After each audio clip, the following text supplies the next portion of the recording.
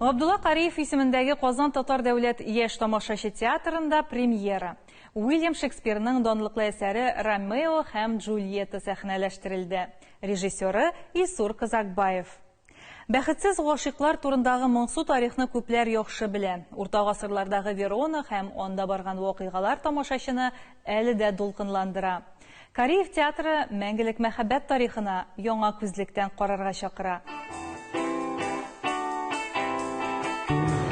Күпләргә таныш классика, фаҗигале мәхәббәт тарихы бүген Кариев театрында республиканың төрле театрларыннан артистлар, режиссерларны җыйды. Моңарчы Ромео һәм Джульетта әсәре 1991 елда Камал театрында куелган иде. Зур вакыйга булган ул вакытта, чөнки театрда безнең бер тапкыр гына куелган иде, бу икенче куелышы иде. Һәм нәкъ минем яшь чагыма туры килде, ул бик сирәк булган нәрсәләр. Шуңа күрә мин язмышыма бик рәхмәтлемен. Без анда Люция Хамитова белән ул безнең театрда беренче рольләрдән берсе иде инде ул. Берничә Ромео постановкаларын карадым, күрдем. Шулай да кызык, шул яшьтә дә исегә төшерәсең, сиңа да рәхәт булып китә. Дулкынландыргыч, чөнки бу Шекспир, чөнки бу Ромео. Һәрбер актер өчен дә бу ниндидер бер баскычка югарырак моны дигән сүз, бу имтихан. Шуңа күрә бу бер яктан караганда әлбәттә бәхет актер өчен, икенче яктан караганда бик дулкынландыргыч вакытлар.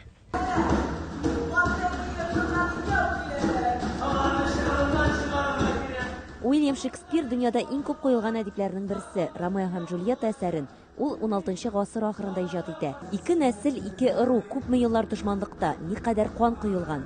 Әлеге куркыныч хакыйкатьне тамашачыга кат-кат аңлаталар. Үлгән 18 яшьлек егетләрнең фотосурәтләре арткы планда пәйда була. Моңа өстәп, Мэп образы да җан өшеткеч тавыш белән хәбәр итеп бара.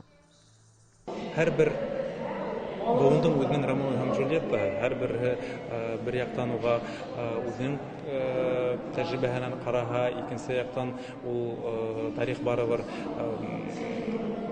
гел вакытта ничектер вневременно кала бит инде. Шул яһәттән миңа калһа бу әсәр үзенең тамашасыгын ниндәй генә вакыт булмаган табасак һәм гел актуаль булып каласак.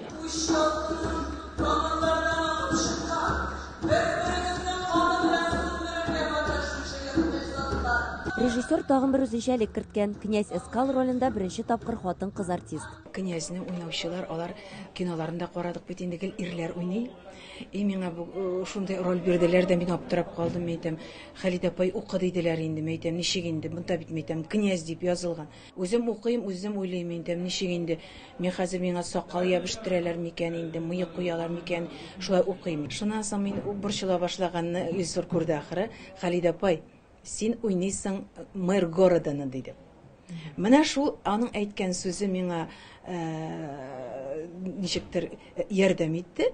Спектакльдә сөйләм шигъри формада бара. Шекспир әсәрен татарчага Илдус Әхмәтҗанов һәм Резида Гыйбаева тәрҗемә иткән. Театрда дәврендә икенче тапкыр инде Шекспир әсәренә эләгәм. Беренче куелыш ул безнең Король Лир спектакле иде. Мин анда Эдгар ролен уйнаган идем.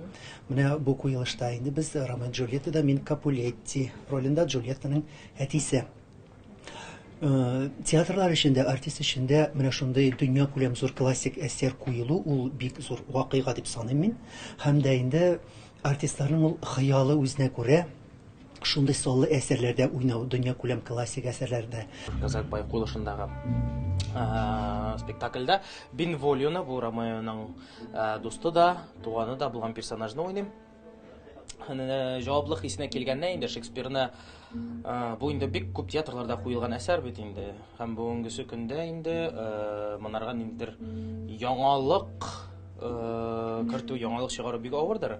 Миңа калса инде. Ләкин инде шуңа карамастан без инде менә бүгенге заман таләпләренә туры китереп, заманча яшьләрчә бүгенгесе көндә элеккеге дә булган актуаль проблемалар бүгенгесе көндә дә бит алар актуаль булып кала, шулай бит. Яңача күтәреп шул проблемаларны чагылдырырга тырыштык менә шушы спектакльдә. Авыр фаҗига заманча рок-музыка ярдәмендә күрсәтелә. Гауга төркеме бу спектакльдә фон түгел, ә тулы аерым бер образ кебек килеп керә. Кызыкбай безнең җырларны тыңлап чыкты. Үзенә ошаганнарын шул пьесага кайсысы ныграк туры килә. Шуларны сайлады, без шуларны эшкәртәбез сәхнәдә бүген. Спектакльдә яшьләрнең ике гаилә арасындагы кан коюга каршы килеп, җаннары бәргәләнүен төрле хәрәкәтләр аша күрсәтәләр. Фаҗиганың ахыры да йөрәкне өшетерлек. Ике дошман нәселенә гашыйкларның үлеме дә дуслаштырмый. Эльвира Хөснетдинова, Татарлар, Казан.